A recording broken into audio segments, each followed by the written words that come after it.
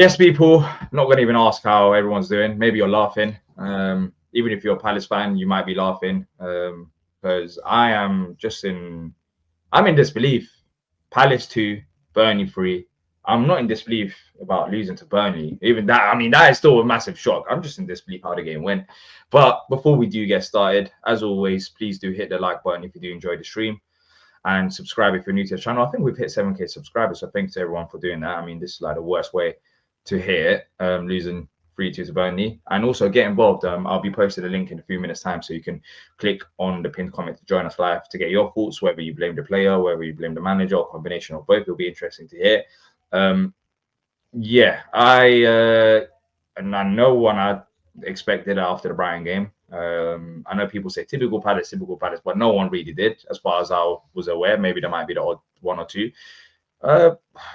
Animal, I don't know about you, but the only word that keeps popping to my head right now is embarrassing.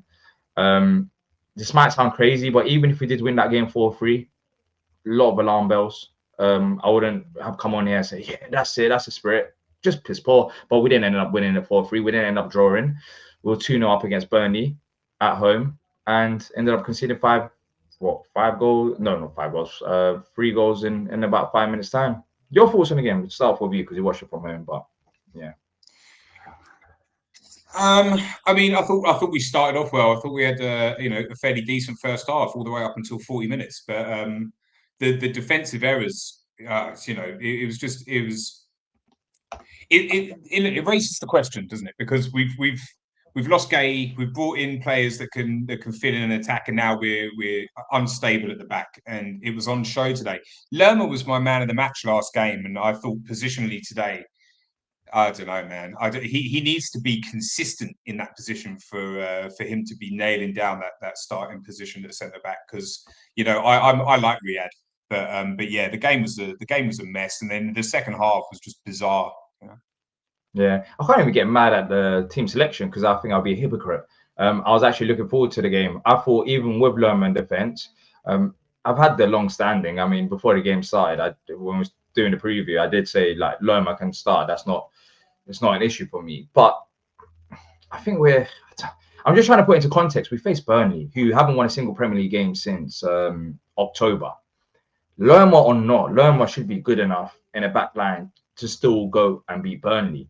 I think it was a head loss moment from the players, but I think what frustrates me the most is there's no excuse for conceding 3 goals in 5 minutes, just simply not, whether that's against Burnley or anyone really in the Premier League. But if you've done it against maybe Man City, then you can argue against quality. Today, there's no excuse.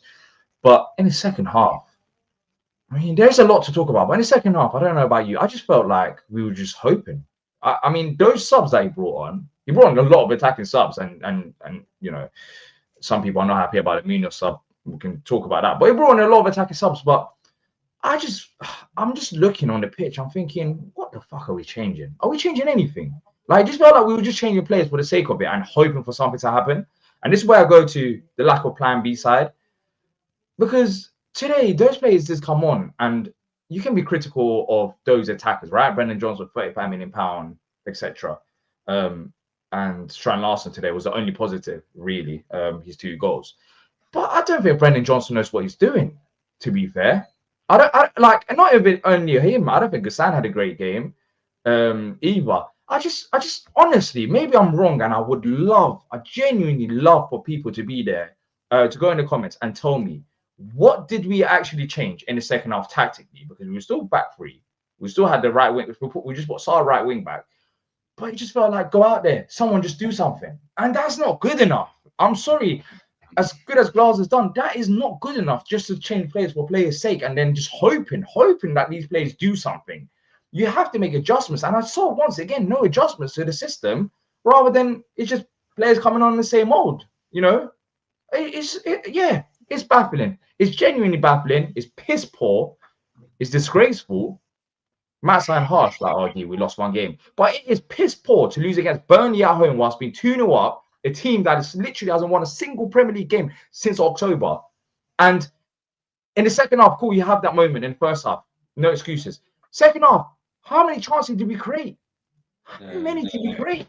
Nothing. Hey, what a fantastic save by Dubravka right at the end there, though. Like you got. Yeah, but that's a one chance animal against Burnley. You're right. Like, You're right. But the thing is, right? The thing is Burnley. Like, he made one great save, but he should be making. We should be here saying, "Oh, damn, we didn't. You know, we missed a lot of chances again." Can we really say that? Like, how many good chances did we have in the second half? I can't remember. Barely any. We're talking about one good save against a side that's low in confidence. We gave them the confidence.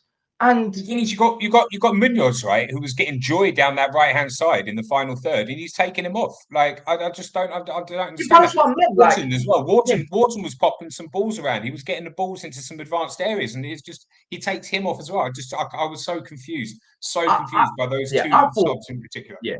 I thought Wharton didn't have a great game personally. In second half, I thought his second half wasn't that great, to be fair. So I understand that stuff. But it's like when I saw Pino and Hughes on the sidelines, I thought, okay, maybe we might take off a defender, go to back four, have extra midfielders there. But it's just the same old. It's just the same old. It's like just put Saar right wing back. Then you still have the right wing back position. You're still playing back. Like you still have 3 centre backs on the pitch. Yes, we brought in so many attackers, but we still had 3 centre backs on the pitch. And nothing systematically changed, and that's the thing that annoys me. It annoys me so much. You know, why are we even still persevering with 3 at the back when we need to break down low blocks, right? Why can't we have a little formation change? Because nothing else is working. Nothing else is working against low blocks. Yeah, nothing was working, and that's what annoys me the most when we look at the second half. I refuse to believe that we had over 1 XG in the second half. That is rubbish. That is rubbish. Like I refuse to believe that. Maybe we had a few more. I just don't remember us being really dangerous. I really don't. But where do you think this result comes down to then? Because we were 2-0 up against Burnley, and then we have the crazy 5 minutes or so. Look at the manager, look at the players, or a combination of both.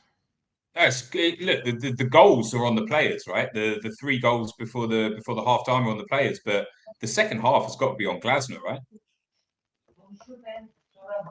Yeah. Well, yeah, exactly. Second half. I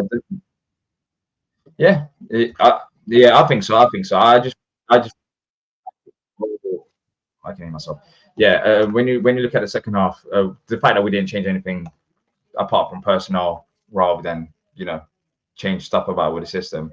I do have to look at the manager and the home form we spoke about before the game. It hasn't been good enough, and we said, all right, cool. We've got Wolves coming up, we've got Burnley coming up, and we got still teams that maybe we haven't faced at home that we should be being at home. But yeah, the one thing I don't want him to do today is come out and talk about Gahey or talk about anything else rather than take responsibility. I really want responsibility today. I want accountability today. I don't want deflection, because that's going to even piss me off more. I don't want the manager to come out today in the press conference and talk about a bunch of other stuff rather than himself and the players, because they need to start taking responsibility. Yes, Gahey is a loss, and we could talk about not signing another centre back, but you still, even if you play Lerma at centre back, I think you should have a decent enough role to not concede 3 goals. We conceded 3 goals against Burnley. We didn't concede 1. We conceded 3 goals against Burnley. Are you telling me, even without Gahey, that these players are that bad, or they should be that bad, that we have to go spend £40 million to not concede 3 goals against Burnley? Are we taking a piss here? We had Chaddy Riyad on the bench, and I'm not saying that Riyad should have started, because I didn't say that going into the game. He came on. Yeah. I'd be happy to say that. Because look, Lerma needs to show that he can be consistent in that position for me. Like he had a great game last match. He was my man of the match. Like I couldn't have anything better to say about Lerma in the last game. And then today, positionally, like I think it was both him and Lacroix that were out of position for the was it the first goal?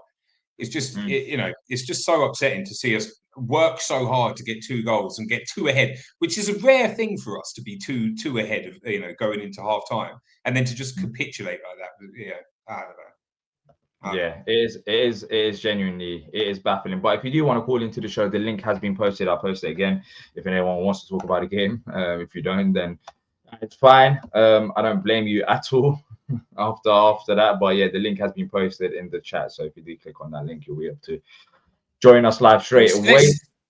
let's chat it out. Palace therapy session. Get on, come and have a chat. Let's talk it out. Yeah. So let's see, and I'm very curious to see what Glasner actually said post game, because it's been a bit of time now after the game, so there must be some kind of quotes. Yeah, so he said the following, according to Ed Aarons: "It's not acceptable how we defended as a team. I know the players are usually very hardworking, but we missed this today. If you throw away the game like this, then you don't deserve to win." He's critical of the players, which he normally backs, but yeah, he basically said that they weren't very hardworking today. What's your thoughts on that? Do you agree with that comment? I thought Strand Larsen was hardworking. I thought he was excellent, and he took his goals really well. And I don't think Strand Larsen deserved to lose that game personally. But other than that, I think Gesand, he doesn't quite know what he wants to do yet. I think he's still got to work out a system in a way. I think Kamada was rusty. He looked rusty today. Munoz is probably still a little bit rusty. That was why it was predetermined. Maybe it was a predetermined sod that he came off. If we're being charitable, which obviously we're charity FC right now. What do you think about this game and looking forward? Of course, we've got Wolves coming up as well. After the Brighton game, it seemed a lot more positive, but I don't really think he'll ever get sacked anyways, to be fair. I don't think we're going to pay the £6 million to, or whatever, that's a reported fee anyways. I don't know if that's true or not, to get rid of him. And I don't think C. Parish will be doing that, especially after the window and right before European game. But I mean, how do you bounce back from this? How do you it's just baffling right now, because even if we go and beat Wolves 3-0, I don't know if I could be comfortable, because I was comfortable after Brighton game thinking, the energy was there. And then today we have this. How do you have this stability? Look, I've got no idea how he come back from it, because I have never seen a situation like this. I would have sacked him after the Sunderland game. That's what I personally would have done. But he's chosen to keep him. This is new territory. I don't know how a man who has said he wants to leave and thrown the grenade into the club, the way he did, and then for Mateta to say he wants to leave straight after. I don't know how you're meant to navigate and motivate players through this. I think I see it. Because Daichi wants to leave now as well, right? So Daichi has got to re-sign. So people are questioning his effort as he comes back from injury here. But I think he was rusty today. I think Kamada can play for us still. Yeah, when you're looking at the first half, I think the first half, I'm looking at the players. I thought it wasn't good enough. The goals that we conceded, just piss poor. Those players should be at a better standard. I agree with them there. But when I'm looking at the second half, I'm looking at the manager.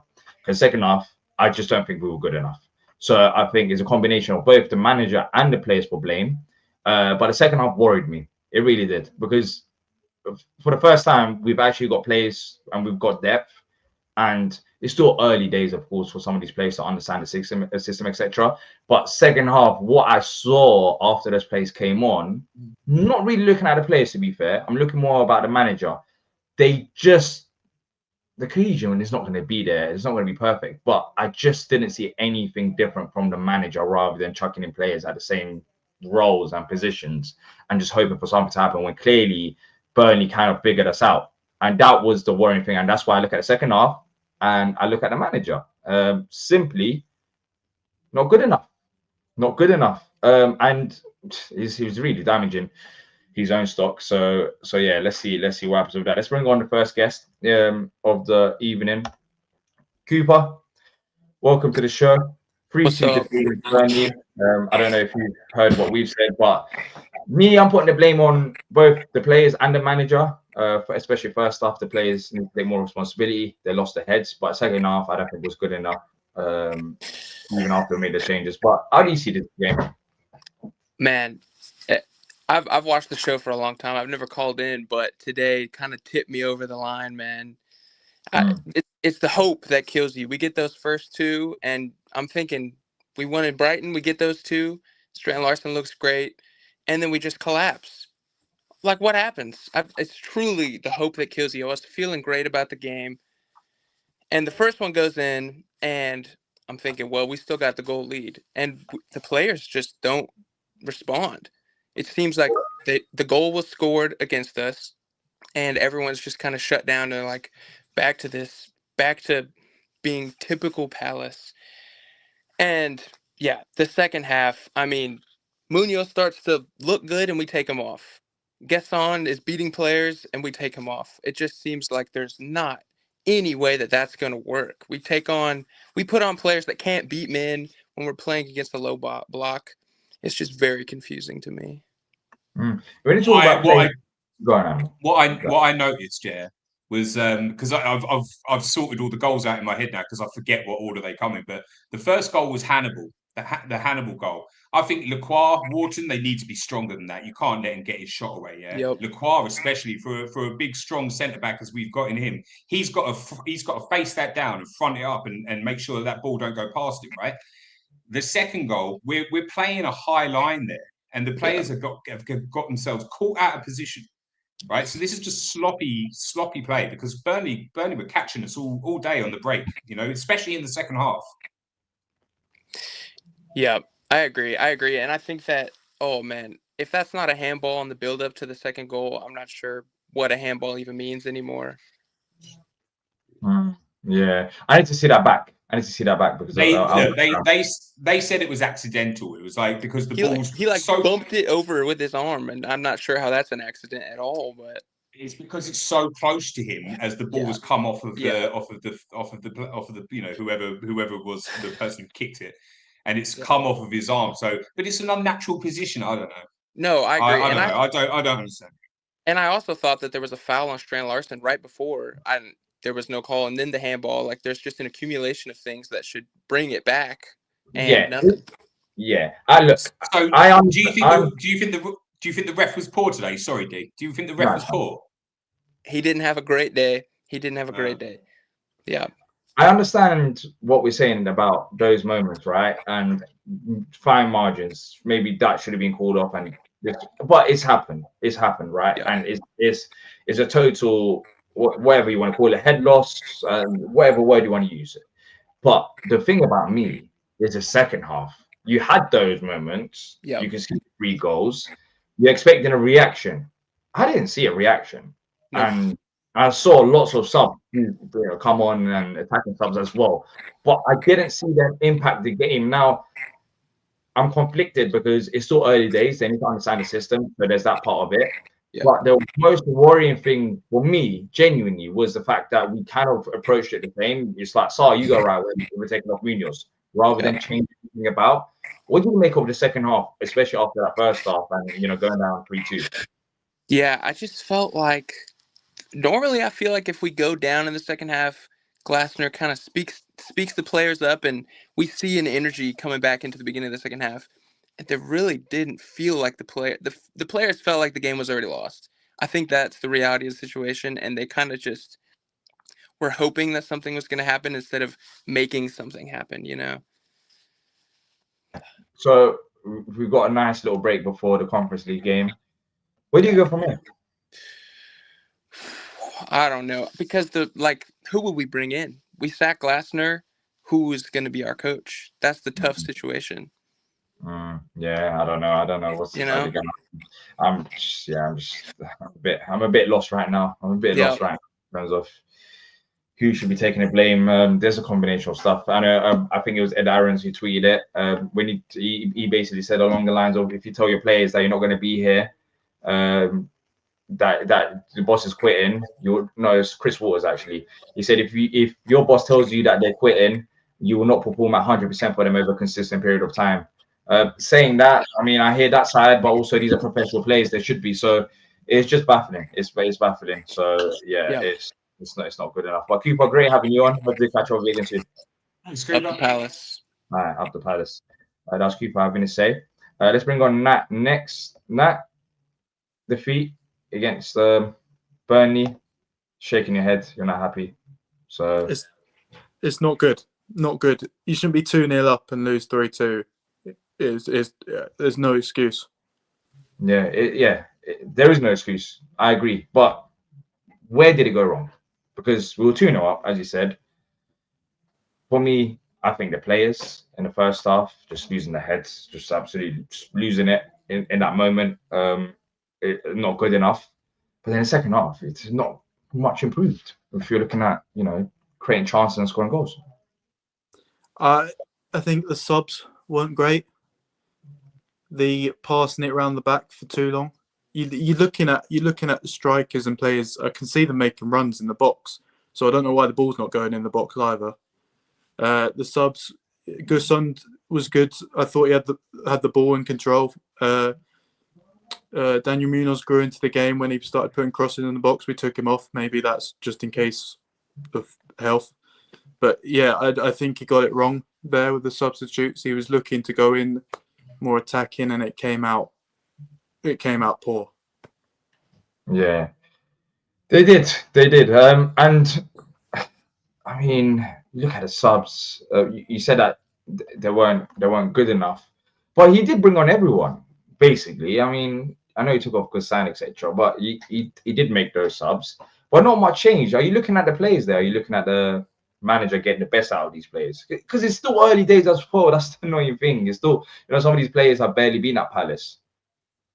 I see your point in what you just said about the manager saying he's leaving means that the players aren't going to perform 100%, but that you have plenty of players there that have talent and can do something against Burnley when you're 2-0 up. So I don't see a good enough excuse there for us to lose that game. Am I looking at manager or players? I'm looking at both. I think Glasner should leave, and I think the players should be doing a lot better in that second half. Yeah, I mean, we've still got a bit of a break till our next game, which allows us to reset. But you're going to be facing a side who's going to be defending, I guess, for their lives in Mostar. It still feels like a silly question, but how do you feel about that? Just can't seem to beat this low block. We struggled earlier on in the season with European teams, and we're struggling against Burnley. I think we struggled against someone in the Prem earlier in the season. It might be in Burnley again. I don't remember us having the greatest game against them away. So Leeds smashed us, didn't they? Yeah, low blocks just not our thing in this system. And when we're coming against European sides, it does make me nervous, considering we should be one of the favourites to win. Yeah, I think we just need to find an alternative, but I don't think he will, to the back three in certain games.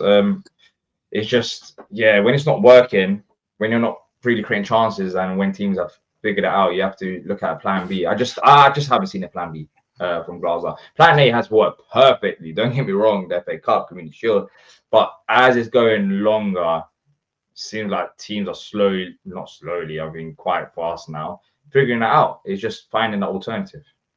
That plan A that you're talking about, the one that won us the FA Cup, that's changed because we don't have the same players, right? So we lost Eza, we've lost Gay. Like we can't we can't get back up to the full potential of what that plan A was when we won the FA Cup, because we've lost key players. Gay is a monumental loss, and someone that we really should have replaced, but didn't. And now we need to be really put in. I think a centre back in there. I think Riyad needs to be starting games there now. I'm thinking even if Riyad was on in the second half, the whole of second half. But when you're looking at they didn't score. They didn't score. You are right, they didn't score, but they were just defending for their lives. I mean, even if they took a point, they would probably be okay with that. They were catching us mainly on the break. That was what was going on, right? Where we were trying to so hard to score, and then they would just keep catching us on the break. It's not like it's not like we were stretched, like making last ditch tackles and whatnot. It was just them catching us on the break, but they didn't score. Riyad, technically kind of kept a clean sheet.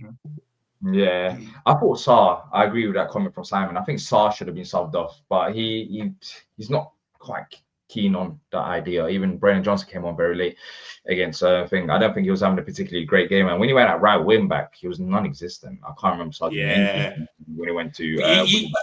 You think with Johnson and Sarr playing on the same side, you think, oh, good, we've got a little bit of pace on that side. But they were non-existent. They didn't know each other. Nothing happened then.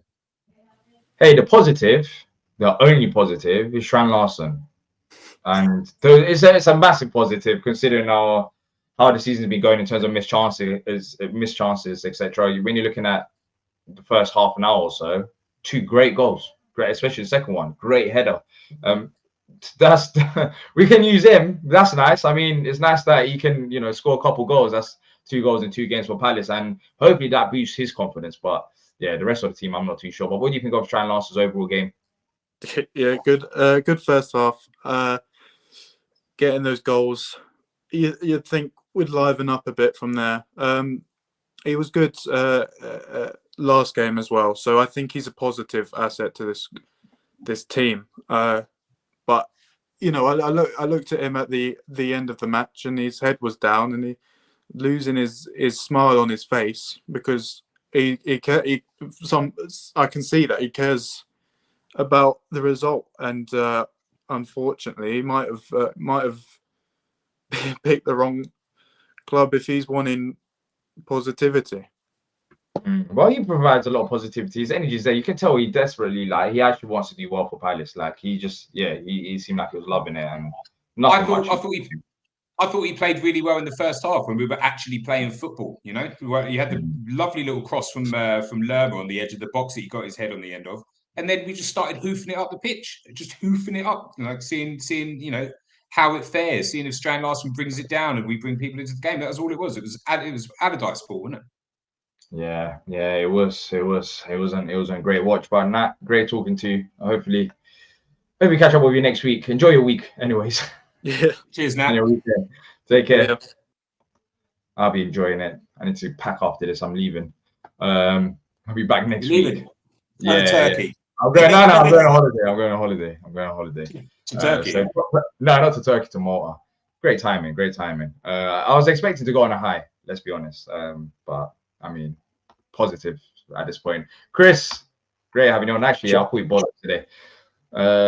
Yeah, absolutely bollocks. That was second. That first, I don't know, the 5 minutes, the second half.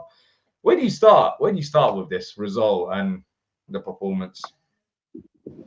I think we're a very understanding fan base compared to many Premier League teams, and I just keep telling myself it can't get any more annoying, it can't get any more frustrating, it can't get any worse. And it wasn't quite a Macclesfield feeling today, but it was just the shell shock of it, that quick turnaround, and it was Burnley, like the team you'd least expect to do it. You probably even think Wolves are more likely to do that than Burnley, the way that Burnley been playing compared to Wolves recently. But we found a way to do that, and I think it's a combination of us just taking it for granted. Okay, it's 2-0, it's Burnley, that's game, set, and match. We're just trying to add up to the tally now.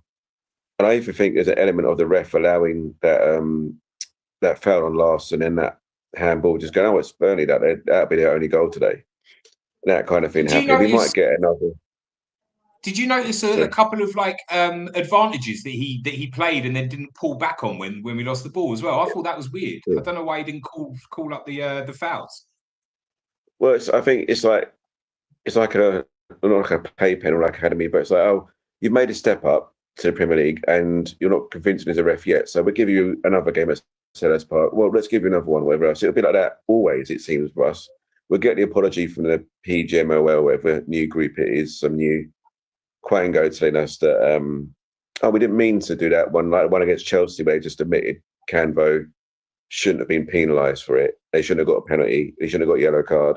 It just seems to happen to us a lot. But, I mean, we can put a percentage of the blame at the ref, and what you said there, just thinking, let's keep it as a sporting contest here. Let's give them a chance. It's only Burnley. We had the same ideas. We had the same ideas completely. There's lots of slack passing, lots of kind of grins when there's a wayward shot, like Kamada as well, even when we were behind.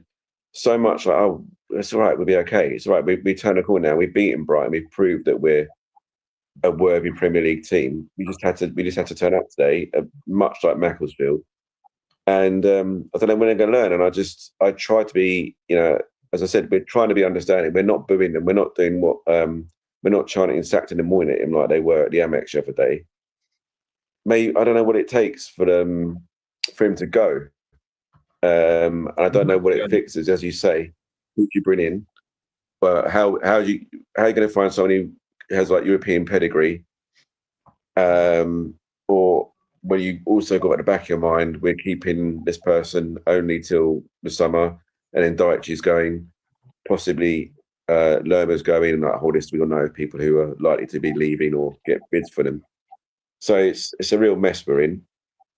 And it's detrimental, isn't it? It's detrimental, I think, keeping Glasner on now. It's starting to seem like we can't get a motivation going. It's what is it going to do? It's a bit like a pride thing when Holloway just had no ideas. He wasn't cut out for this level. He didn't have solutions. I mean, he must have at Wolfsburg and Frankfurt and in Austria, he must have played teams that had a low block against them and found ways to unpick it. And I was just looking at lineup thinking it was like we had Wilf again. It was just look to the left and belt it to Wilf, but in reverse now. Look for Munoz. He's the only one on the team that can create anything. So he comes off, and then everyone goes, okay, I can't push it out to the right. I'll turn on my left and see if I can find Wharton. Oh, he's come off. So, okay, you can argue it should be Pino's job or Sar's job, who's knackered by that point, or Johnson or whatever else, someone to find some creation somewhere. But it's almost like the only people willing to try and do something were Lacroix and Will Hughes, who just aren't creators. And how do we end up with that lineup out there? And no idea. Sorry, Chris, just quickly. I think that's a little bit unfair on Wharton. I do think he was making some really tasty passes.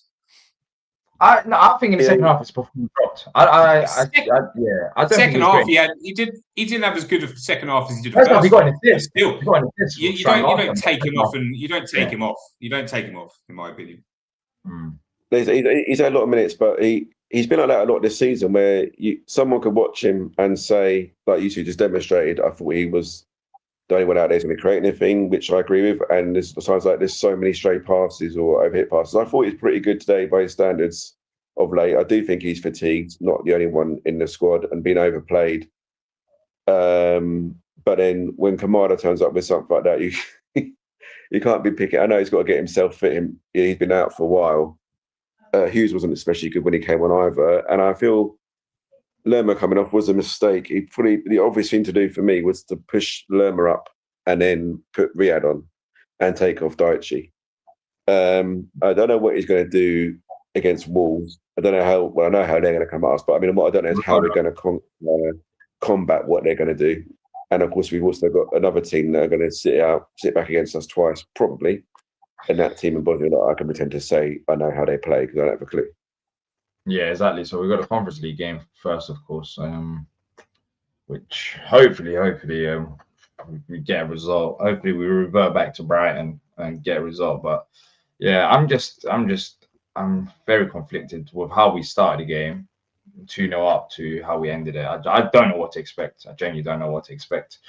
I've got a question for you, Chris. There's a few people in the chat that are saying we need to move on from this 3-4-3 formation, the 3-4-2-1 we play. What do you think about that? Possibly, because it does seem like Lacroix and Richards could be the two. But yeah, I don't know if you can really have. I suppose you could have Munoz as like the right wing back, and then Mitchell staying back a bit more and tucking in. But then we're going to offer even less down the left. It's very difficult to know how to go and where to go. It's a very unusual season that there's been very few sackings. Obviously, Frank went the other day, but in your hand, you can probably count them on one hand. Well, Forrester did too, didn't they? There's been very few changes of managers basically by this stage. It's like everyone's just waiting for the Royal Rumble over the summer and trying to stick with what they got until they have no choice. But I really don't know what it's going to take for him to pull the trigger on Glasner and get someone new and have to bite the bullet, because you can't just risk putting the club's future on a line like that when we've got Europe and we've got a relegation scrap. Even if we did have suggestions, this happened. I just don't think Glasner's it's not going to change anything. He's just stubborn, and it's like people have always got their favourites by this far into their stay in a club. They've always got their favourites, and it feels like he's quite bad at that, but he's really, really, really bad at just not changing anything. And even things that Dee was pointing out earlier, you can just try something. It might not work. If after 10 minutes you abandon it and try something else, but it just seems it was so clueless looking at him just chuck on forward after forward after forward, and how he's supposed to know what they're doing when it looked like half time. They didn't know what they're doing. Brennan Johnson again. Just like, where am I playing? What do you want me to do? So yeah. Anyway, It's I'm on holiday now, Lee. So okay. When is your holiday? When is your holiday Sorry? over? When is your holiday finished? I mean, it's over on Wednesday. You're relaxing. That's good then. Yeah, You're good. But yeah, but I'm sorry that you had to witness on holiday. At least I witnessed the result before my holiday, so I can ignore it on my holiday. Now you're at the same space. Like you're probably going to stay in the same room where you watch the game or wherever you watched it for the next week or so. That'll be the corner where you lose against Burnley. So but hopefully you enjoy your holiday. Hopefully the rest of the week is good for you, and then we'll see next week Thursday, because I don't know anymore. I genuinely don't know for this team. Just win me the Conference League, stay up, and I'll be happy. But yeah, it's just 1 week you talk about winning Conference League, next week talking about staying up. It's just very bad. Do either of you two think he'll get rid of Glasner tonight? I don't think so. I would. No. If it was me, he'd be gone already. Would you take Thomas Frank? No. The football was pretty diabolical, and at Brentford it was effective. Yeah, I can't say I know much about him, but I'm not exactly excited by Frank's style, and like you can still see how he's tried to translate it into Spurs, and it hasn't worked. And again, hasn't tried to adapt anything. But I wouldn't. It wouldn't be like the worst appointment we've ever made, but it'd be quite uninspiring to me. But there we go. Yeah, I feel like that as well. But let's see. I don't think he'll get sacked if you're asking me. I don't think that'll be good. Yeah. Anyways, enjoy your holiday, Chris. Hopefully catch up with you next week. Take care. Just quickly, I want to pick up on this comment. I think you can look at his performances. Yes, they haven't been good enough, but to blame the form on Brennan Johnson, I think we're just doing a bit too much. I'll be honest. To say that ever since Brennan Johnson joined, when we've been terrible before Brennan Johnson joined. I mean, I think people are forgetting about the coops, like so many games that we've had. So yeah, I guess some people don't like the player. I understand that, but blaming everything on Brennan Johnson is a bit wild to me when there's so many other pitch. But results like today aren't about one player, right? And Johnson wasn't even on the pitch when we lost that game, to be quite honest with you. He didn't help us win it, but he wasn't on the pitch when we lost it. Yeah, I mean, also no one's blaming the referee about the result either. We're just saying it's a factor. Like some of his decisions were a little bit off. Yeah, apparently someone asked Oliver Glasner about the Tottenham Hotspur job. Sorry, I'm laughing because that's like, you have to be so brave to ask him that after what's happened today, and apparently he was disgusted, shaking his head with a stern look. I mean, I wonder what reporter asked that, because they are absolutely crazy. They are crazy to ask that question to to Glasner. Let's bring on Mason next. But before we do, if you're enjoying the show, I know it's piss poor with tonight's result, but if you do enjoy the show, we're on 7K subs as well. So thanks to everyone. Please do hit the like button, as it does help. Mason's going to be furious, man. Feel free to call in as well, whether you're the happiest man on earth still and it's one bad result, or whether you think we're finished forever. Whatever you're feeling, feel free to call in. The link is posted. It's pinned on the comment section. So yeah, let's bring on Mason next.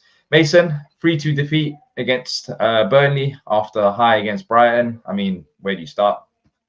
Animal, you're right. I am furious. I'd have faced like, I'd have faced like thunder until you said that. Now I can't stop smiling. Well, you called it though. You called it. Yeah. Unfortunately, I'm not on holiday, and I had to sit there and watch that for 90 minutes. And you know what? First half an hour, I thought it all reminded me of the old Palace, the Palace under Glasner from last season. And then that first goal goes in and the heads drop.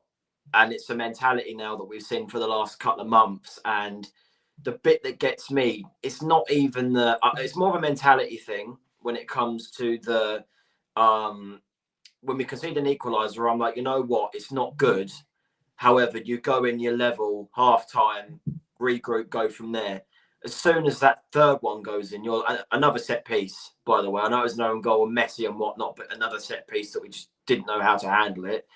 And that was a massive kick in the teeth. But I thought Glasner would have been sort of, I would say, competent enough. And I know that sounds very patronising because he has won us a trophy and whatnot, but I'm going to say it. I thought he'd have been competent enough to change it up. It just seemed like a case of, let's bring on an attacker.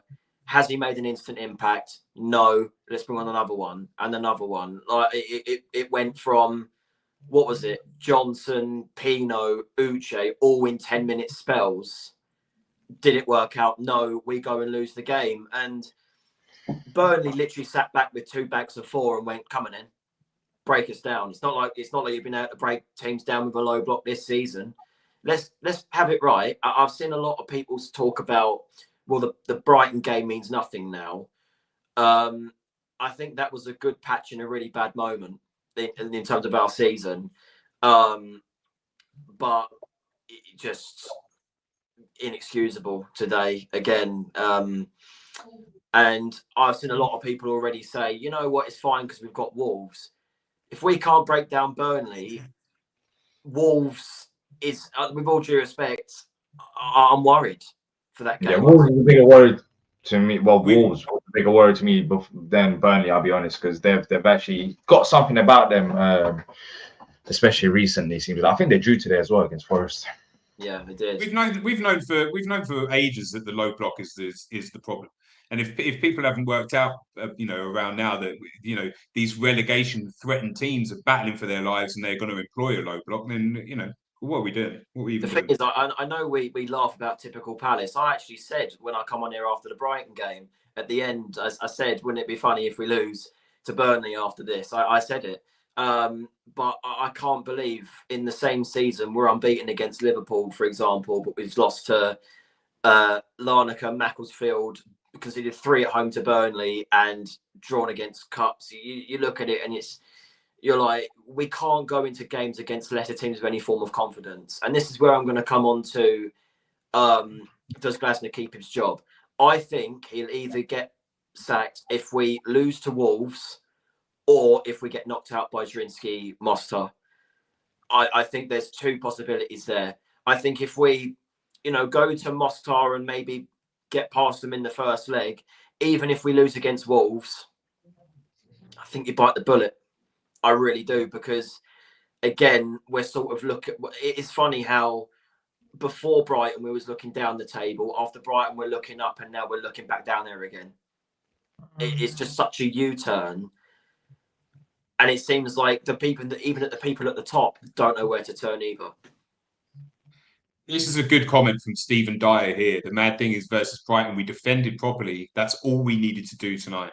And when we went a goal, but when we let Burnley take that 1 goal, it was almost as if we were desperate to then smash in another 3 goals. And it was like we needed someone to be like, okay, let's go calm down, right? Let's shore up defensively and work back towards it and building momentum again. And it wasn't like that. It was like we were rushing to try and get another goal past them and have a convincing win, and then they kicked our ass. The thing is, right, and I don't want to zoom in on one player, but I've seen a lot of people give Jefferson Lerma a lot of stick. And one thing I will say is, when you've got a player playing out of his natural position, yes, he's played out at centre-half under other managers in the past for this club, but you can't expect him. He had a great performance again on Sunday. Don't get me wrong. And I think a lot of people were expecting the same thing tonight. But you can't expect that from a player who is playing out of his position like that. And this is what I can't believe. We said in the transfer window, Riyad and Canvo are good enough to be our centre-back replacement for Mark Guéhi. Since the window shut, 2 games, both of them, Riyad's had a half. One of them, and Canvo got dropped tonight from the squad. So I don't know what went on. I don't know what's gone on there. If he's picked up an injury that we don't know about, I don't know. But I think Riyad needs. I keep going back on my words.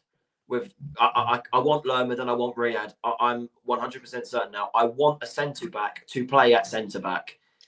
I don't think it's too much to ask at this football club. I don't think it's too much to ask.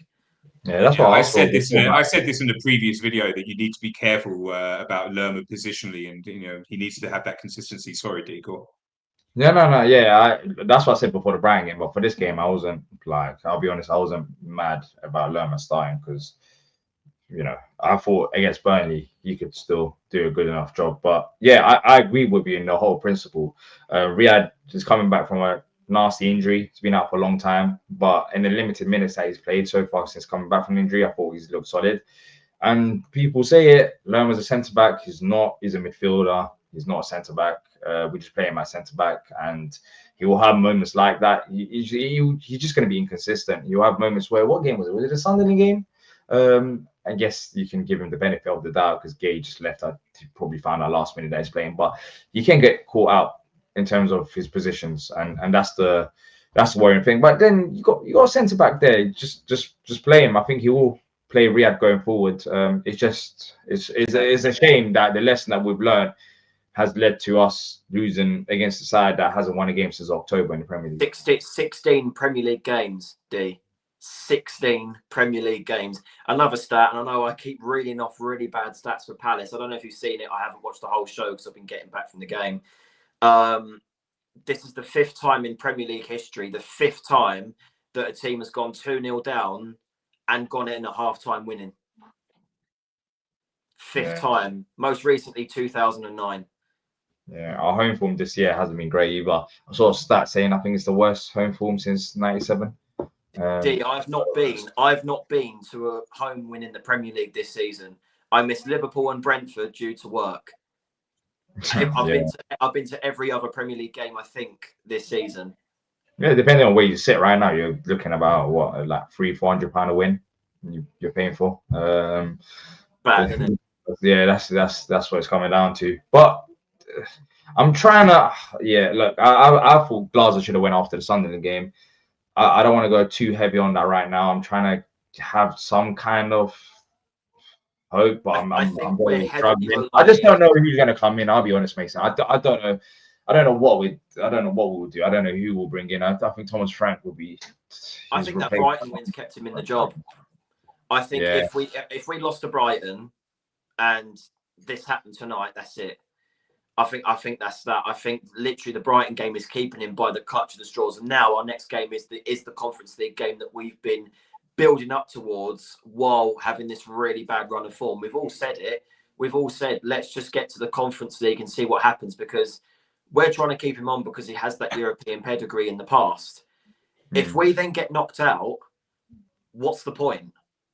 What's the point of keeping to the end of the season? What is the point? You might as well just, if we did get knocked out by Mostar, and it isn't looking unlikely, but it was unlikely that we concede 3 tonight and Macclesfield in the past games. So I'm not looking at anything with any kind of, rarity anymore, right?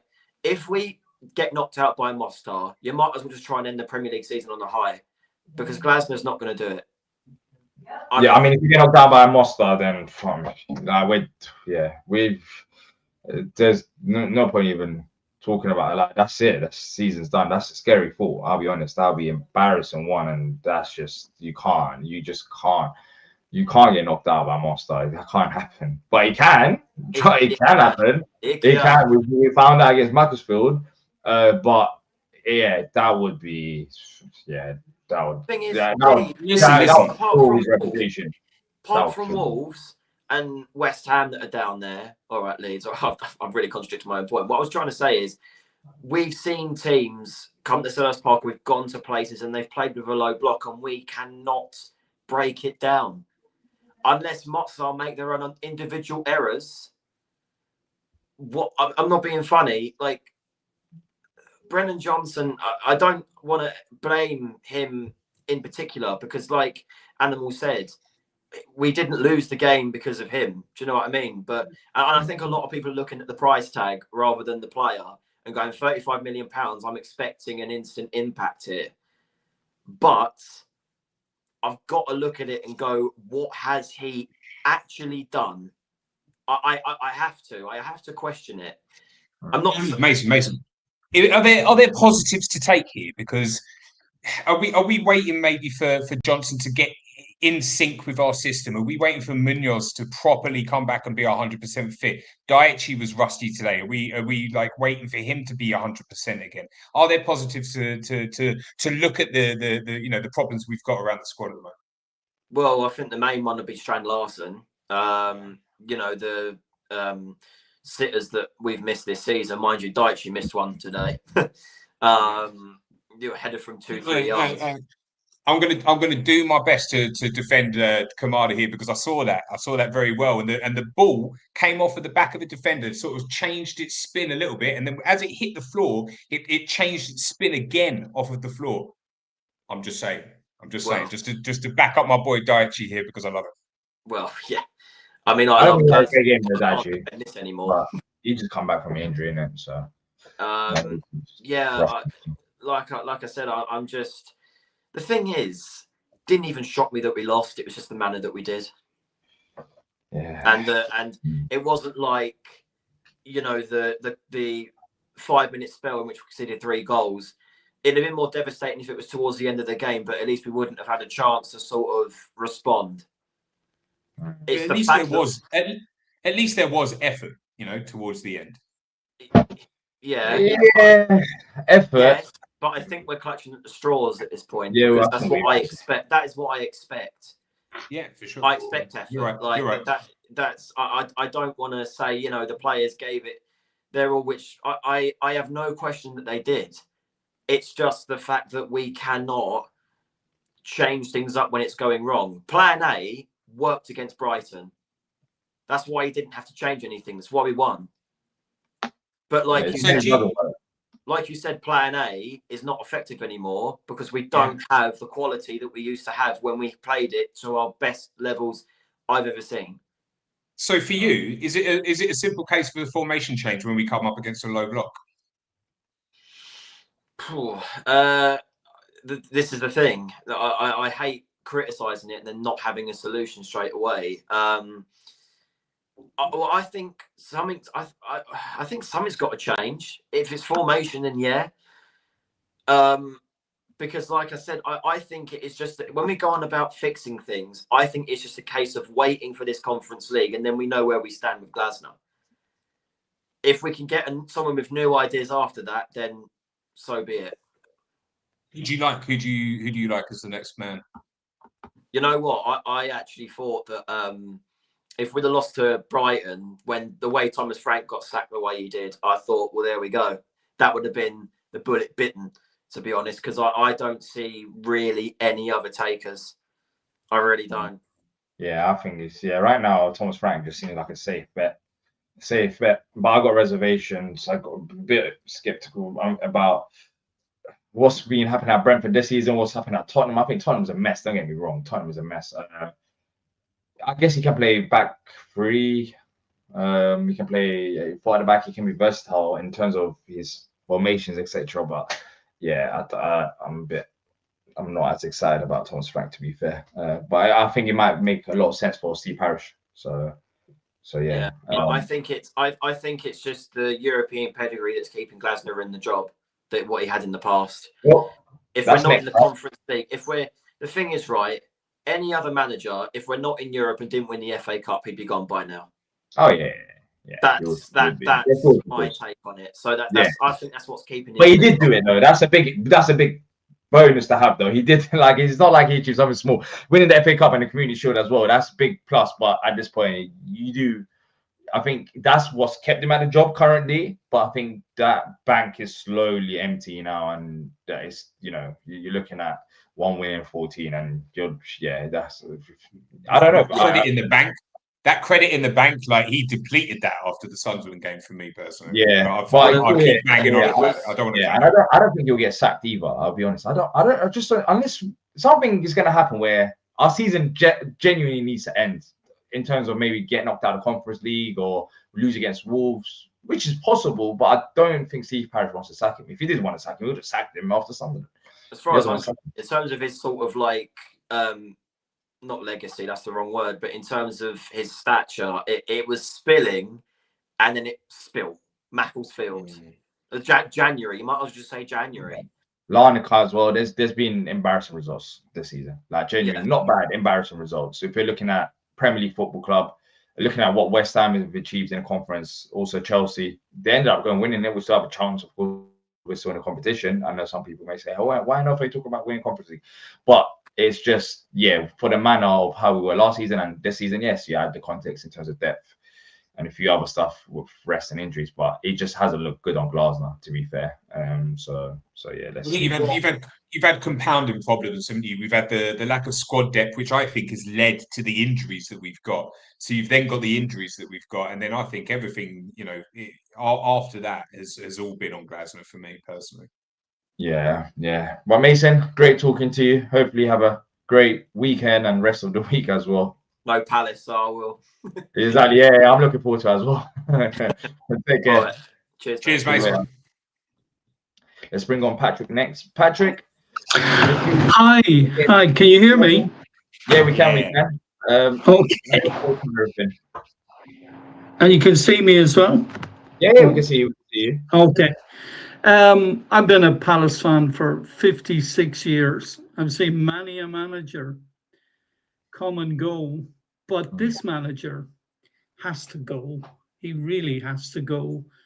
The thing is, a manager to a team is really important. He's kind of using the term manager, but he is mismanaging the entire squad. He's playing players out of position. He's using he's using the Palace position to get into another job. I mean, we all know that. And he's prepared to sacrifice our team for his ambition, which Roy would never have done. Steve Coppell would never have done. Even Alan Pardew would never have done that. None of the former Palace managers would ever have done that. Even people like Malcolm Allison, I'm going back in time here. Bert Head, who I started following Palace when he was the manager, all of them were loyal to the club. He has turned around and said, I want to leave. Well, he should go. He should leave, because I don't think we're going to do very well in the Conference League, even if we get past this muster. And we can probably, I'm pretty sure that we'll survive and stay up in the Premier League. But with this squad, with this team, with the money that's been spent, that's a very small return. I mean, nearly 100 million on 2 players in this transfer window. You do not expect to be battling at the lower reaches of the Premier League. It's so distressing, actually.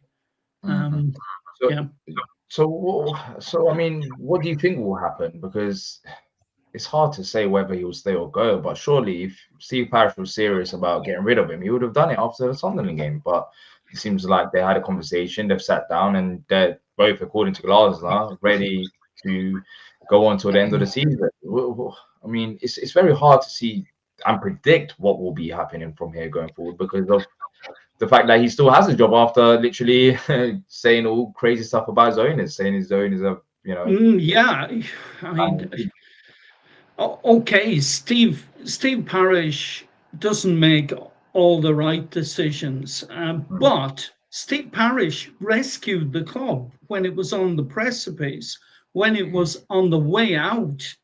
I mean, there's give me Steve Parish ahead of 100 Oliver Glasners. He is a Palace fan, not Oliver Glasner. And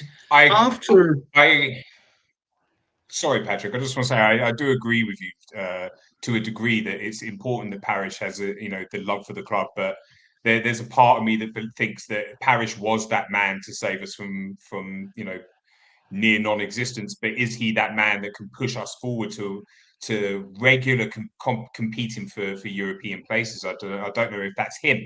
And I am Palace till I die. I'm not Parish till I die.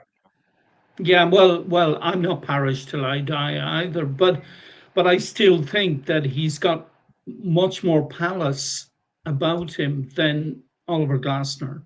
Oliver Yeah, for Glasner sure. belongs to those kind of managers, like, for example, Thomas Frank, the guy at Bournemouth, Marco Silva, is that what he's called at Fulham?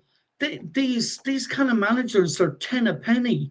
What you're looking for is someone who wants to stay with Palace, because until we have that player or manager, we're not going to be able to push on to the next level and be a really strong team. I mean, we'll always sort of linger around the midfield, middle of the table, I mean, but we'll never really advance into the top echelons. And we need someone who belongs and who motivates the players. Because I understand the players.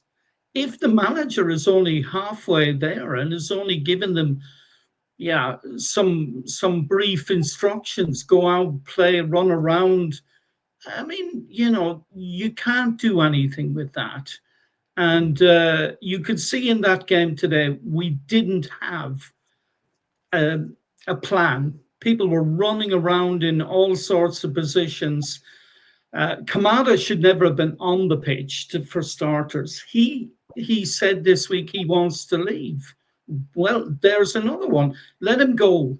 Let him go. Will Hughes should have been on. I mean, I was on the BBS, and there was about 20 people at the same time saying, "Bring on Will Hughes." We could see it, but Glasner didn't, because he really likes Kamada and he wanted to stick with him. Kamada I thought he looked really off the pace. I know he's been a good player and all the rest, but now that he wants to go, I can understand that his motivation level is a bit down.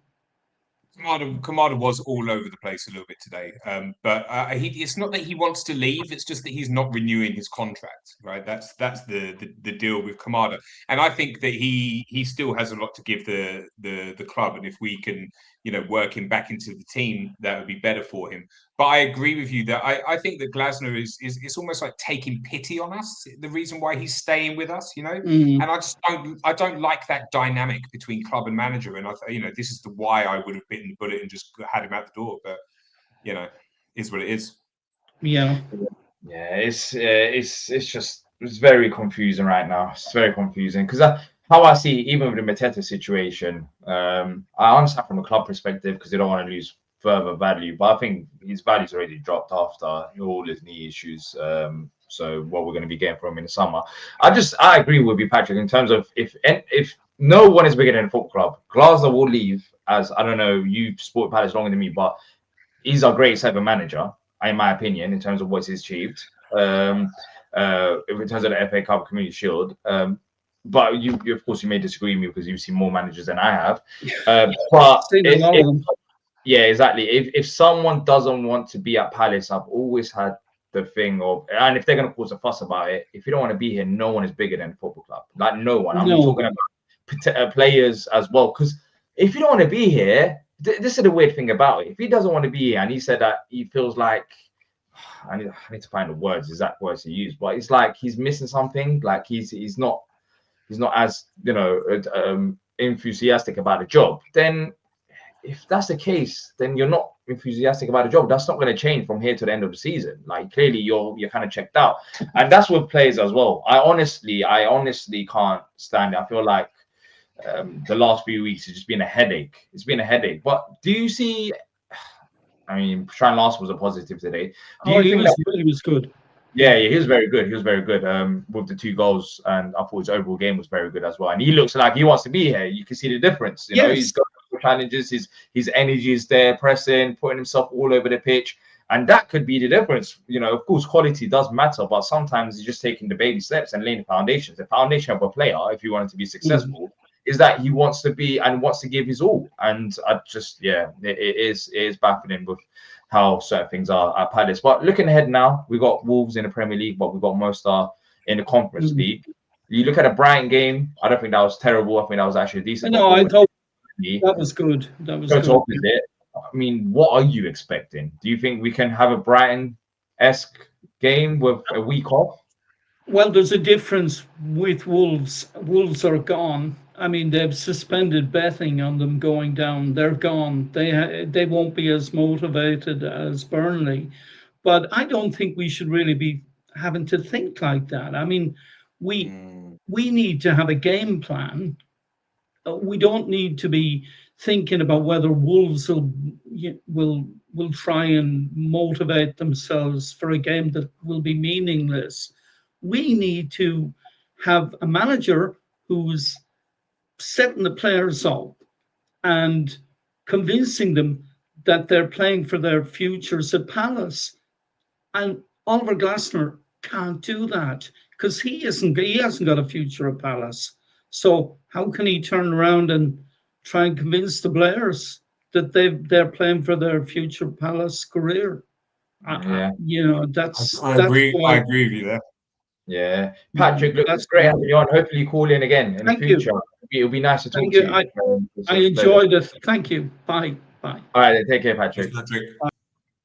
Yeah, that was a great call by Patrick, who of course has been watching Palace longer than me. And yeah, look, as I said, this is a place. As long as I just have to reiterate, because I didn't say it today, some people will be very disrespectful in the comments. I'm not mentioning a single person. I'm not going to single it out, but always, as I say, this is a place where whether you're the biggest Parish fan, you're the biggest Glazer fan, I really don't care what you are in terms of thing. I'm not here to change your opinion on that, but please, and I have to reiterate that in the future you will get banned if you start being disrespectful towards anyone in the comment section or the guests, getting personal with them. You will get banned, and I don't want that to turn into a toxic place. Always challenge the opinion. I have no problem with that. You can come on here, you can challenge my opinions as well. I'm more than happy to listen and have a debate with anyone, but please, let's not get overboard and get toxic and start calling individuals names and this and that. I haven't banned anyone, but I thought I'd give a warning because in the future people will start getting banned. The club's having enough problems as it is. We don't need to implode as a fan base. You just don't need to. I get people are heated. We all are. Yeah, we all love this club. If we didn't, then we wouldn't be here. We wouldn't be going watching the games and spending our energy and time on it. But you know, you have to control your emotions. Don't start slating the guests and saying nasty words towards them. Just challenge their opinion. We're fine with that. No one has a problem with that. But please, let's not get.